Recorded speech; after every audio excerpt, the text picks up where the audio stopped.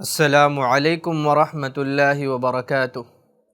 अल्हम्दुलिल्लाहि रब्बिल आलमीन वस्सलातु वस्सलामु अला सय्यिदिल अंबियाइ वल मुरसलीन व नबिय्यिना व अला आलिहि व सहबिहि अजमईन। अम्मा बअद, फ़क़द क़ाल अल्लाहु तआला फ़ी कलामिहिल मजीद वलक़द यस्सरनल क़ुरआन लिज़्ज़िक्रि फ़हल मिन मुद्दकिर। सूरतुल क़मर। नाज़रीन इकराम, मैं आपके सामने बिलालुद्दीन मोहम्मदी रियाज़ी i+ TV में आप तमाम लोगों का खैर मक़दम करता हूँ। सामईन इकराम, आज हम जिस कोर्स की इब्तिदा करने जा रहे हैं उसका नाम है आओ अरबी सीखें। अरबी ज़बान का सीखना हम तमाम लोगों के लिए बहुत ज़रूरी है, इसलिए कि अल्लाह रब्बुल आलमीन ने जो कुरान मजीद हम पर नाजिल किया है वह अरबी ज़बान में है। और इसी तरह आज के ज़माने में अगर हम देखें तो ख़लीजी ममालिक जो हैं वो बहुत तेज़ी से तरक्की कर रहे हैं और उनकी तरक्की के अंदर अरबी ज़बान का बहुत अहम रोल है। और अगर मैं कहूँ हिंदुस्तान के अंदर बहुत सारी कंपनियां हैं जिन्हें अरबी ज़बान बोलने वालों की ज़रूरत है, और कभी ऐसा महसूस होता है कि अरबी ज़बान बोलने वालों का बहरान सा पैदा हो गया है, यानी यहाँ पर लोग बहुत कम पाए जाते हैं जो इस ज़बान पर उबूर रखते हों। तो आइए हम शुरू करते हैं ये सीरीज़ आओ अरबी सीखें, जिसमें हम आपको सिखाएंगे कि अरबी ज़बान को आप किस तरह सीखें और आप इसको बोलना किस तरह शुरू करें। तो चलें हम शुरू करते हैं। अल-लुग़ा अल-अरबिया, जिसको हम जब पढ़ेंगे तो इस तरह प्रोनाउंस करेंगे अल-लुग़तुल अरबिय्यतु, यानी अरबिक ज़बान। यानी ये ज़बान जो है बहुत ही अहम ज़बान है, और इसी तरह अगर मैं कहूँ अक़वाम मुत्तहदा के अंदर ये ज़बान ऑफिशियली ज़बान है जो कि कई अरब मुल्कों की ज़बान है। तो हमें भी चाहिए कि हम इसको सीखें, और इस वजह से कि भी ताकि जो कुरान मजीद अल्लाह रब्बुल आलमीन ने नबी सल्लल्लाहु अलैहि वसल्लम के ज़रिए हम तक पहुँचाया है उसको समझ सके।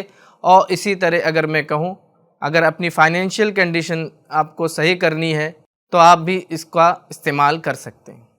यानी अभी अगर मैं कहूँ मौजूदा हालात में बेंगलोर, मुंबई, हैदराबाद, दिल्ली, नोएडा, वहाँ पर ऐसी कई कंपनियाँ हैं जहाँ पर अरबिक ज़बान बोलने वालों की क्या है रिक्वायरमेंट है।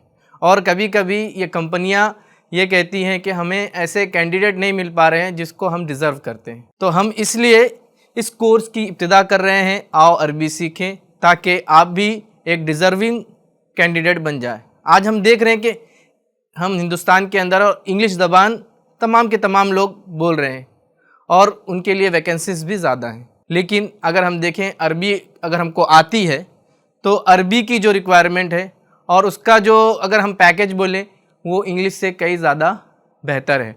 और इसी तरह गल्फ़ की जो कंपनियां हैं और जो बड़ी बड़ी पोस्टें हैं वहाँ पर भी अरबी ज़बान बोलने वालों को रिक्वायरमेंट है। यानी अगर आपको अरबी ज़बान आती है तो आप बड़ी से बड़ी कंपनी के अंदर डायरेक्टर की पोस्ट तक आप लग सकते हैं। तो ये है इसकी अहमियत और अफादियत। तो ये जो चीज़ें मैंने बयान की ये क्या है, सानवी चीज़ें हैं, सेकेंडरी चीज़ें हैं। सबसे अहम जो चीज़ है वो है हमारा दीन, यानी कुरान मजीद जो है हमारी अरबी ज़बान लैंग्वेज में अरबी ज़बान के अंदर है।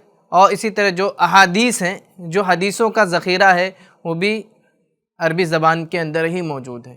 तो अगर हम इस ज़बान से लैस हो जाते हैं तो गोया कि हम कुरान को समझ सकते हैं और हम हदीसों को भी समझ सकते हैं, और इसी तरह हमारे अंदर ये सलाहियत पैदा हो जाएगी कि हम इस ज़बान को समझने लग जाएंगे और अपनी जो दीनी हालात हैं उसको हम सुधार सकते हैं। और इसी तरह आज अगर हमें ये ज़बान नहीं आती है तो हम दूसरे के मोहताज होते हैं, यानी अपने आलिम मौलाना के मोहताज होते हैं।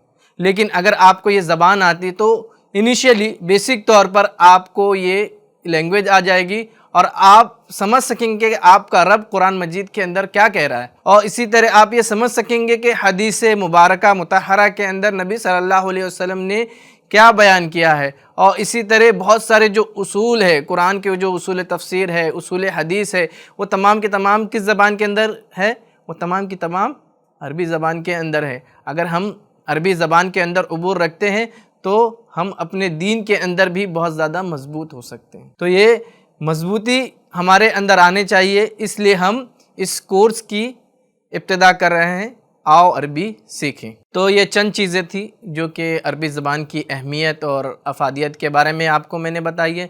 चलिए हम शुरू करते हैं हमारा पहला दर्स, पहला एपिसोड।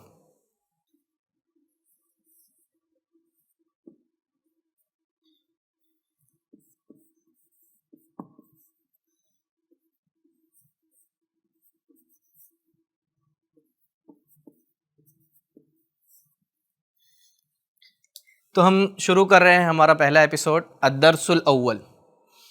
अद्दर्सुल अव्वल चैप्टर नंबर 1। तो इसमें हम लोग बेसिक जो चीज़ें हैं वो पढ़ेंगे इंशाल्लाह। तो सबसे पहली जो चीज़ है हम पढ़ेंगे हाजा। ठीक है, तो हाजा का मतलब क्या होता है और किस लिए ये इस्तेमाल होता है। तो हाजा का मतलब होता है, उर्दू में अगर मैं बयान करूँ, इसका मतलब होता है ये, और जब हम इसको इंग्लिश में कहेंगे तो इसका मतलब होगा दिस। यानी किसी भी चीज़ को आप कहना है ये चीज़ है, तो आप इसके लिए आप हाजा इस्तेमाल कर सकते हैं। जैसे अगर मैं कहूँ हाजा हाजा मस्जिदुन। हाजा मस्जिदुन का मतलब क्या होगा, ये मस्जिद है, ये मस्जिद, दिस इज अ मस्जिद, दिस इज अ मस्जिद। सेम पैटर्न पे आप आगे बोल सकते हैं, यानी हाजा का आप इस्तेमाल कर सकते हैं, इसको यूज़ कर सकते हैं। जैसे हाजा कलमुन, हाजा कलमुन, ये कलम है, दिस इज अ पेन। अब आगे देख लें आप, हाजा बैतुन। तो हाजा बैतुन का जो मतलब होता है ये घर है, this is a house, this is a house, ये घर है, दिस इज अ हाउस। अब उसके बाद देखते हैं, यानी हाजा के ऊपर हम बहुत सारे एग्जाम्पल लेंगे ताकि आपको ये पता चल जाए कि हाजा का मतलब क्या होता है।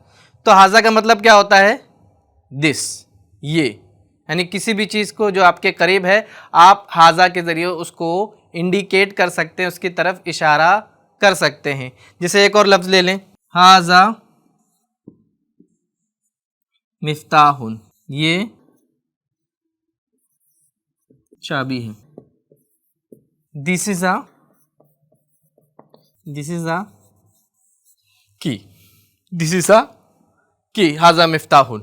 इसी तरह बहुत सारे अल्फाज हैं, मैं एक एक करके लिखता हूँ ताकि आप लोगों को उसका मीनिंग भी साथ में समझ में आ जाए। हाजा का मतलब तो आप लोगों ने समझ लिया है क्या होता है, हाजा का मतलब ये, दिस के मीनिंग में आता है। और जो दूसरे वर्ड्स हैं वो मैं लिखते जा रहा हूँ ताकि आप उसको क्या करें, याद करते रहें। और जब जब आप याद करेंगे आपकी वोकैबुलरीज जितनी ज़्यादा बढ़ेगी उतनी ज़्यादा आपकी सलाहियतें भी बढ़ेगी। इसलिए कि लोग पढ़ लेते हैं लेकिन उसको याद नहीं करते हैं। तो किसी भी चीज़ को अगर आपको आगे बढ़ाना है, उसको डेवलपमेंट करना है, तो आपको क्या करना पड़ेगा, उसको याद करना पड़ेगा। ठीक है, मेमोराइज़ करना पड़ेगा। तो अगर आप उसको याद करते हैं, मेमोराइज़ करते हैं, तो वो पर्सनैलिटी और वो स्किल जो है वो आपके अंदर डेवलप होगी। ठीक है, तो हम दूसरा एक और वर्ड लेते हैं, हाजा सरीरुन, ये बेड है, this is a bed, this is a bed. तो मेरे ख्याल से आप लोगों को ये भी समझ में आ गया होगा। तो हाजा का मतलब जो होता है वो क्या होता है, दिस। जो चीज़ें मुज़क्कर हैं, मैस्कुलिन हैं, उनके लिए इस्तेमाल करते हैं। यानी अरबी में जो अहम चीज़ है, मुज़क्कर और मुअन्नस को बयान करना बहुत ज़्यादा ज़रूरी होता है। उस एतबार से जो ग्रामर्स है, जो कवायद हैं, वो बयान किए गए हैं। तो हाजा का जो हम इस्तेमाल कर रहे हैं ये मैस्कुलिन चीज़ों के लिए, यानी मुज़क्कर चीज़ों के लिए हम लोग हाजा का इस्तेमाल करते हैं। तो आइए हम देखते हैं मुअन्नस चीज़ों के लिए क्या इस्तेमाल करते हैं, यानी फेमिनिन जो चीज़ें होती हैं उनके लिए हम क्या इस्तेमाल करते हैं। तो हाजा की जगह हाज़िही इस्तेमाल किया जाता है, हाज़िही। मुअन्नस के लिए यानी फेमिनिन वर्जन जो है उसके लिए क्या इस्तेमाल होता है, हाज़िही इस्तेमाल होता है। तो हाज़िही का मतलब क्या है, इसका भी मतलब सेम है जो हाज़ा का मतलब था। हाज़ा का मतलब क्या था, दिस, और हाज़ी का मतलब क्या है, दिस। दोनों का मतलब सेम है, लेकिन ये फीमेल इंडिकेशन के लिए आता है। यानी अगर कोई जुमला जो है, कोई सेंटेंस जो है, अगर उसके अंदर फीमेल आ रही है या कोई ऐसी चीज़ें हैं जिसको एज अ फीमेल इस्तेमाल करते हैं, तो हम क्या इस्तेमाल करते हैं, हाज़िही इस्तेमाल करते हैं। जैसे हाज़िही इम्राअतुन, हाज़िही इम्राअतुन का तर्जमा होगा ये औरत है, और इसका इंग्लिश में जो तर्जमा होगा वो ये होगा, this is a woman, this is a woman, हाज़िही इम्राअतुन। इसी तरह बहुत सारे अल्फाज जो हम इस्तेमाल कर सकते हैं। यहाँ पे देख लें, हाज़िही सय्यारतुन। तो सय्यारतुन मीन्स क्या होता है, कार। हाज़िही सय्यारतुन, दिस इज़ अ कार, ये गाड़ी है। हम इसको इस तरह लिख सकते हैं, बोल सकते हैं, ये गाड़ी है, ये गाड़ी है, दिस इज़ अ कार। तो कार जो है बहुत ज़्यादा इस्तेमाल में आती है, तो इसका मतलब सबको पता ही होना चाहिए। हाज़िही सय्यारा, ये गाड़ी है। हाज़िही बिंतुन, हाज़िही बिंतुन मीन्स ये लड़की है, दिस इज़ अ गर्ल, ये लड़की है, ये दिस इज़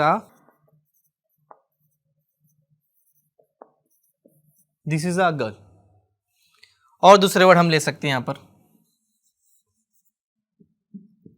हाज़िही बत्ततुन, हाज़िही बत्ततुन मीन्स ये बतख है, दिस इज़ अ डक, ये बतख है। और दूसरे लफ्ज़ ले सकते हैं हम लोग,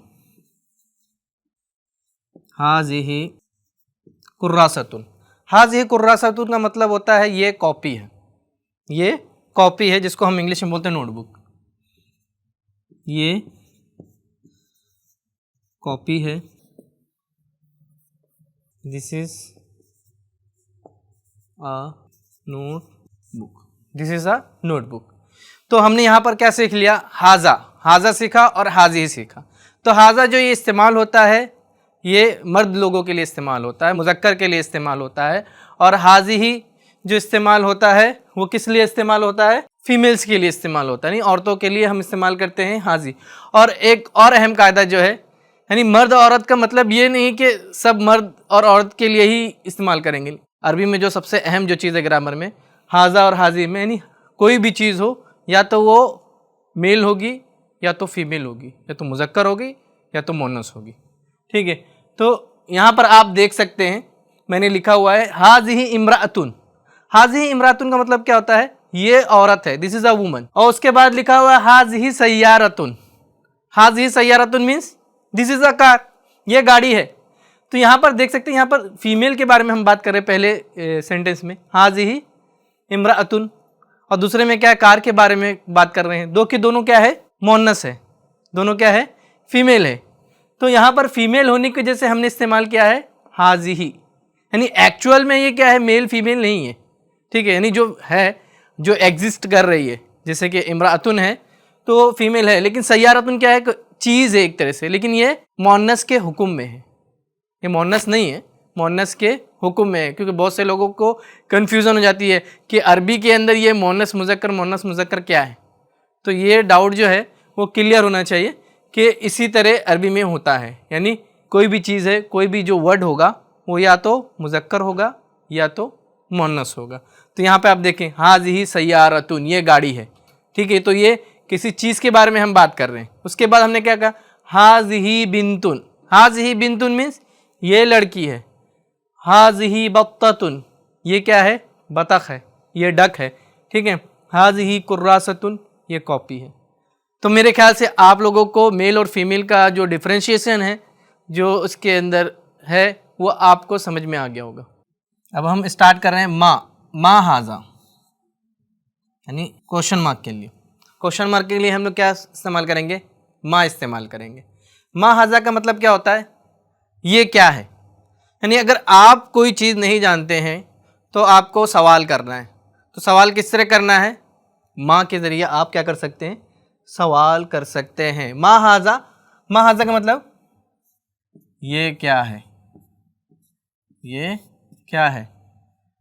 what is this, what is this.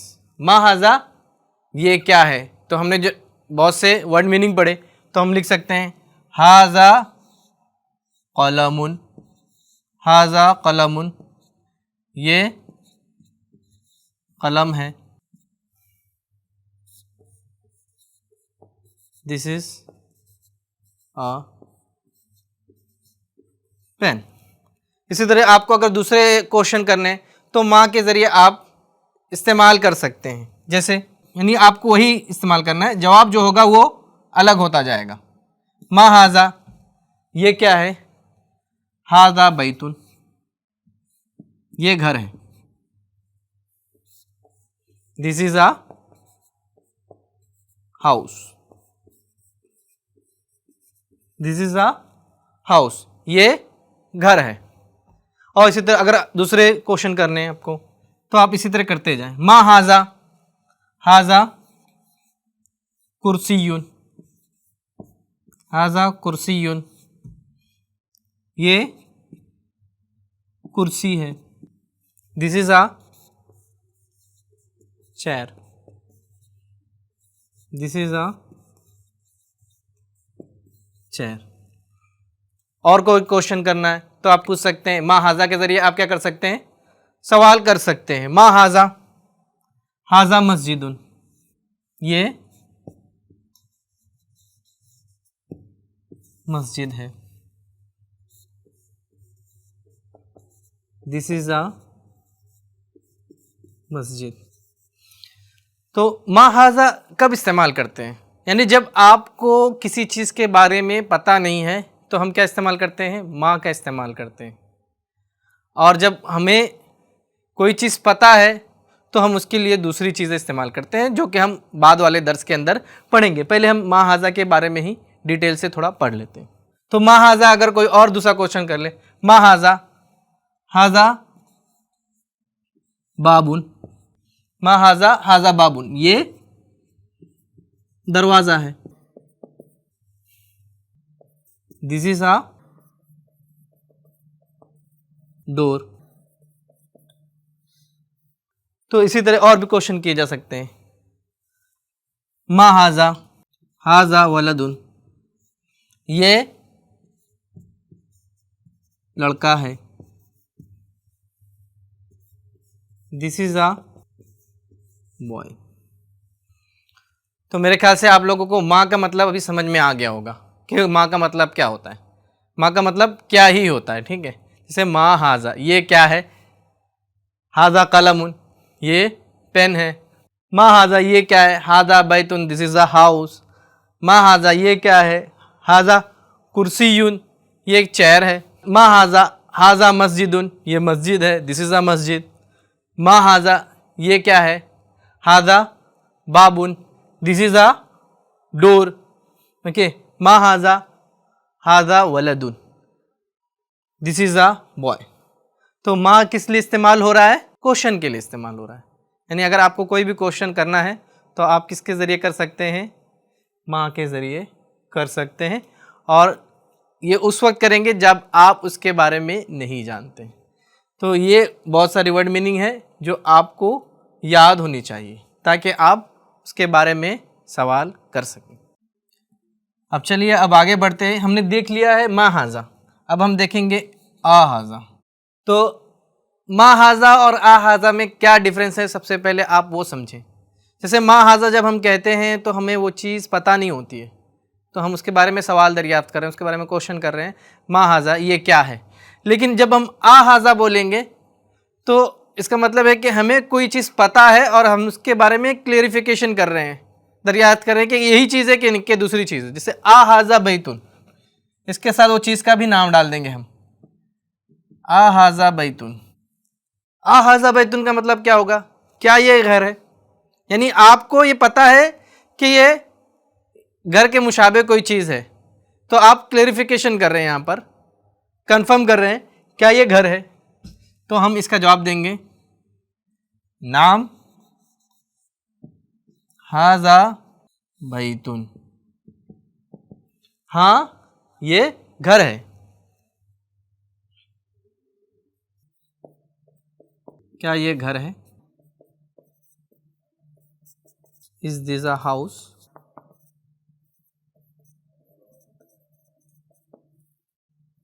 नाम हाजा बैतुन, हाँ ये घर है, हाँ ये घर है। Yes this is a house. तो यहां पर आप देख सकते हैं कि आ हाजा बैतुन की जगह जब सवाल किया गया तो उसके जवाब में क्या कहा गया? नाम हाजा बैतुन, हाँ ये घर है। तो हाँ के लिए हम अरबी में क्या इस्तेमाल करेंगे? नाम का इस्तेमाल करेंगे। यानी अगर आपको एक्नॉलेज करना है तो आप क्या बोलेंगे? हाँ। अगर नहीं करना है तो क्या इस्तेमाल करेंगे? ला का इस्तेमाल करेंगे। किसका इस्तेमाल करेंगे? ला का मतलब नहीं, नो, ये हम कह सकते हैं। ठीक है, तो सेम मैं क्वेश्चन कर रहा हूँ, आ हाजा बैतुन, इज दिस अ हाउस? क्या ये घर है? तो आप बोलेंगे ला, नहीं। आप ये भी बयान कर सकते हैं कि क्या चीज़ है, ला हाजा मस्जिदुन, नहीं ये मस्जिद है, नहीं ये मस्जिद, नो दिस इज आ मस्जिद। तो हम देख सकते हैं यानी नाम और ला ये बहुत ज़्यादा यूज़फुल है, बहुत ज़्यादा इस्तेमाल होता है। यानी हाँ और नहीं हम अपनी ज़बान में भी दे सकते हैं कि हम हाँ और ना का जो इस्तेमाल है बहुत ज़्यादा करते हैं, तो उसी तरह हर ज़बान का हाल है। तो यहाँ पर भी हाँ और ना के लिए नाम और ला इस्तेमाल होता है। तो नाम का मतलब क्या होता है? हाँ, यस, और ला का मतलब क्या होता है? नहीं। तो दूसरा क्वेश्चन हम कर सकते हैं, आ हाजा कलमुन, आ हाजा कलमुन, क्या ये कलम है? क्या ये कलम है? क्वेश्चन मार्क आप कर सकते हैं। इज दिस आ, नहीं, आ हाजा कलमुन, क्या ये पेन है? क्या ये कलम है? तो इसके जवाब में हम बोल सकते हैं नाम, नाम हाजा कलमुन, हाँ ये कलम है। Yes this is a pen, हाँ ये कलम है, ये पेन है। तो नाज़रीन किराम, हमने इस दर्स के अंदर क्या सीखा? हमने सीखा हाजा, हाजा का मतलब दिस, और हमने क्या सीखा? हाजी ही सीखा। हाजी का मतलब भी दिस होता है। ये किसके लिए इस्तेमाल होता है? मुअन्नस के लिए, नहीं औरतों के लिए इस्तेमाल होता है। और इसी तरह हमने क्या देखा? मा हाजा देखा। तो अगर आपको कोई क्वेश्चन करना है, कोई सवाल करना है, तो मा हाजा के ज़रिए कर सकते हैं जब आपको वो चीज़ नहीं पता है। और इसी तरह अगर आप कंफ्यूज हैं, कोई चीज़ आपको पता है लेकिन आप क्लेरिफिकेशन चाहते हैं, तो हमने जो पढ़ा है आ हाजा के ज़रिए आप इस्तेमाल कर सकते। जैसे आ हाजा बैतुन, इज़ दिस अ हाउस, क्या ये घर है? तो इसके जवाब में हमने देखा नाम और ला के ज़रिए हम इसका जवाब दे सकते हैं। नाम हादा बैतुन, हाँ ये घर है। ला हादा मस्जिदुन, नहीं ये मस्जिद है। तो नाज़रीन किराम, इस एपिसोड के लिए इतना ही। इंशाअल्लाह हम आपसे मिलते हैं अगले एपिसोड में, और इसके आगे जो है वो हम पढ़ेंगे। अस्सलामु अलैकुम वरहमतुल्लाहि वबरकातुहू।